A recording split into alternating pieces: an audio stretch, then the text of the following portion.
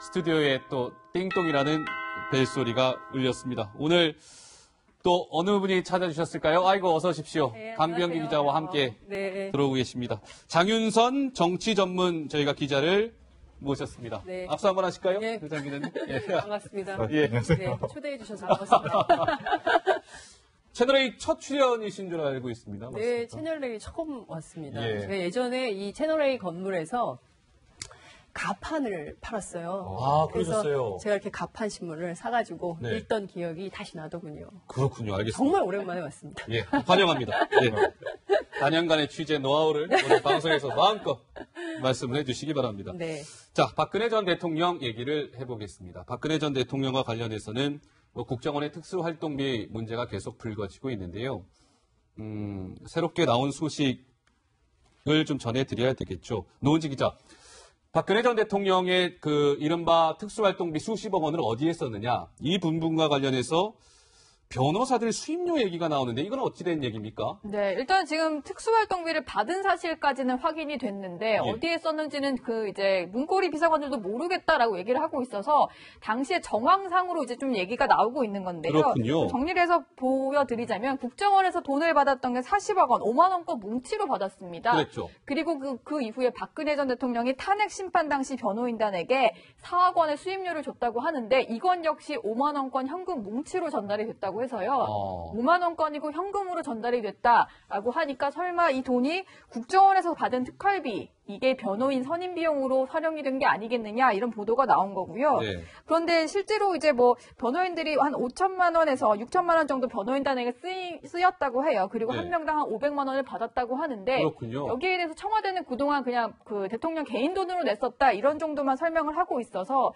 이 부분에 이제 검찰이 좀 집중해서 봐야 되는 부분이 아닐까 이런 얘기들이 나오고 있습니다. 자, 한번 이렇게 한번 짚어보겠습니다. 박근혜 전 대통령이 이제 탄핵 심판을 받았고요. 현재는 이제 형사 재판을 받고 있습니다. 그동안 변호인들이 상당히 많았죠.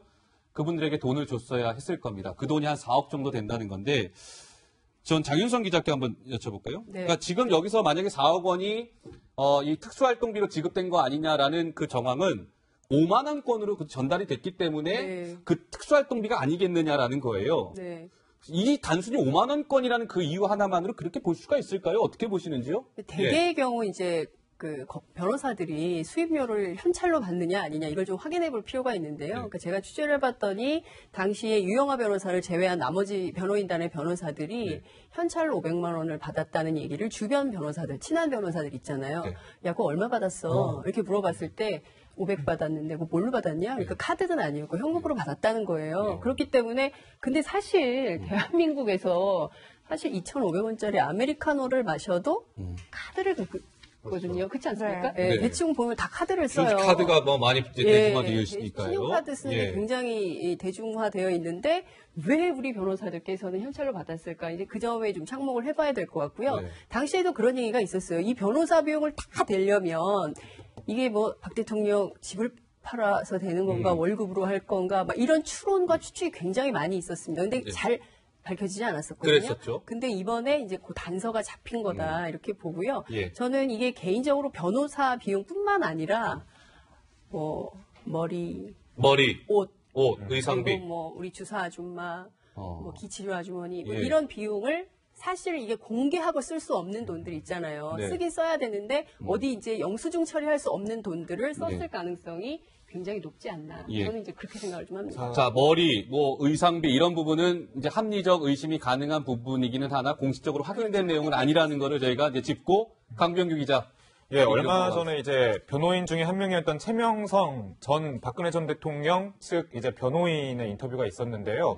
이렇게 좀 직접적으로 얘기하지 않았지만 좀 유추해 볼 수 있는 단서의 한 문단이 있어가지고 최명성 변호사 얘기요? 예, 저희가 음성 대역을 한번 준비해봤습니다. 한번 보시죠. 들어보시죠.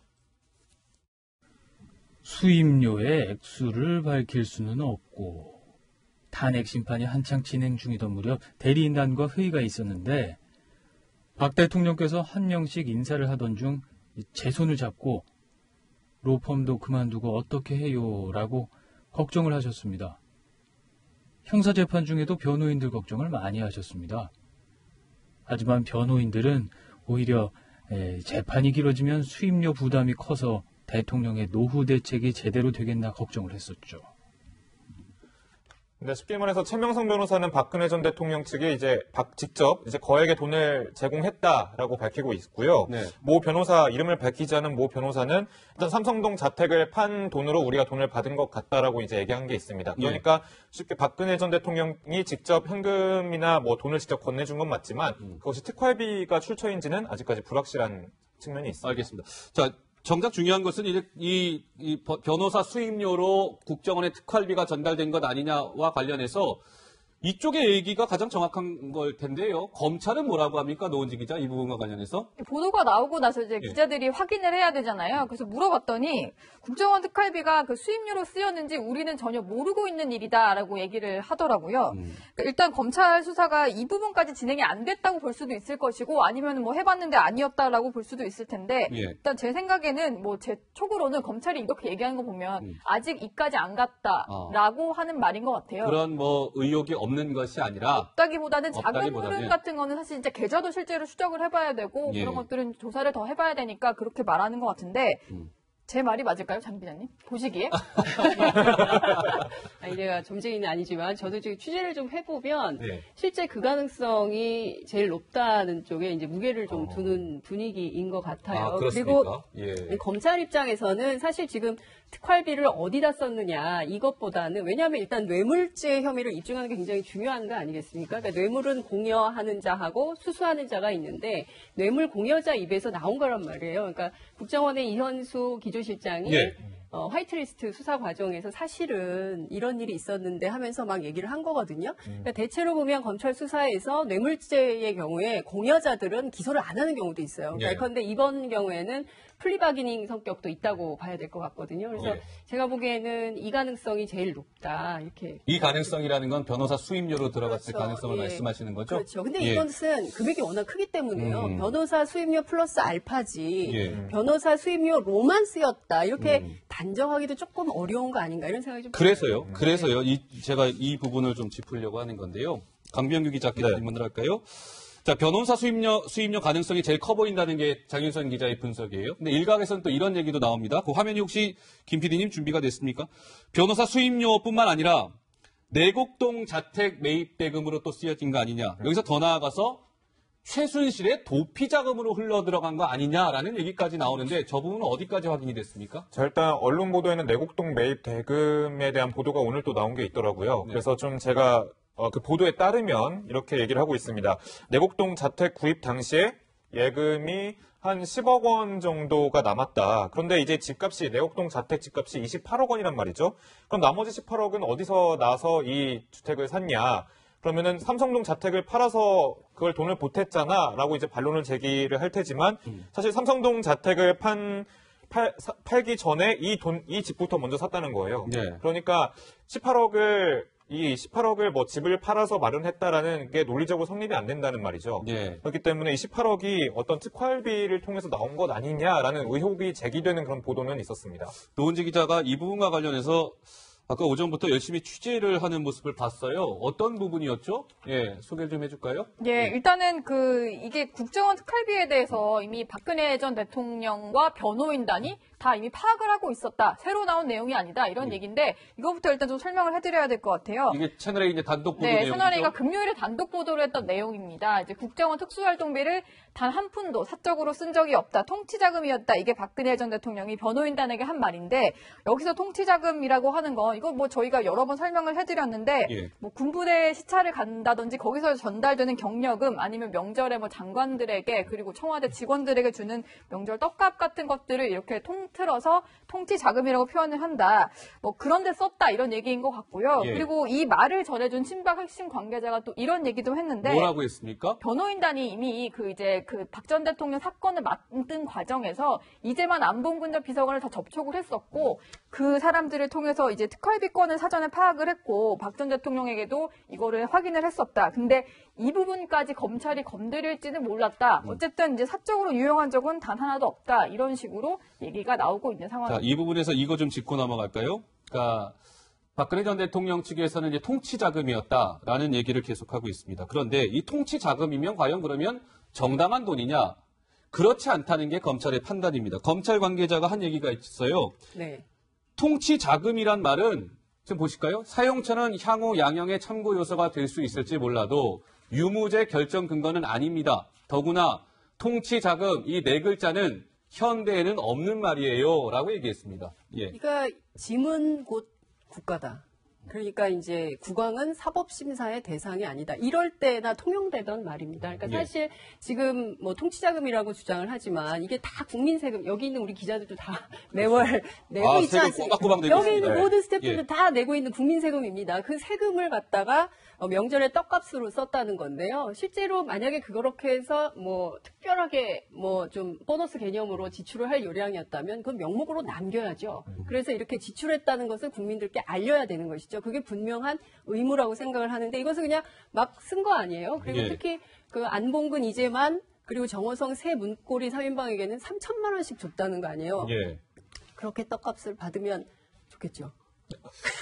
받아서는 안 되죠. 절대 받아서는 안 되는 좋겠지만 겁니다. 받아서는 절대 안 되는 돈이죠. 그렇습니다. 예. 그렇기 때문에 통치 자금으로 그냥 넘길 수 있는 돈은 절대로 아니다. 예. 이렇게 볼 수 있을 것 같습니다. 근데 저는 좀 이런 생각이 드는데 이제 하나같이 이 전 비서관들도 그렇고 지금 뭐 이제 한국당이라든지 야권에서도 그렇고 관행적으로 주던 돈이다 이런 얘기를 계속 역대 하고 정부에 있잖아요. 뭐 과거부터 다 주던 돈이다 네, 이런 식의 설명인 그렇죠. 거죠. 그런 얘기를 하다 보니 예. 사실 박근혜 전 대통령은 아버지 시대 때부터 청와대에 있었기 때문에 이 돈에 대해서 크게 이제 내가 사적으로 쓰지만 않으면 문제가 안 되지 않겠냐 이런 생각을 한 건 아닐까 이런 생각이 좀 들고요.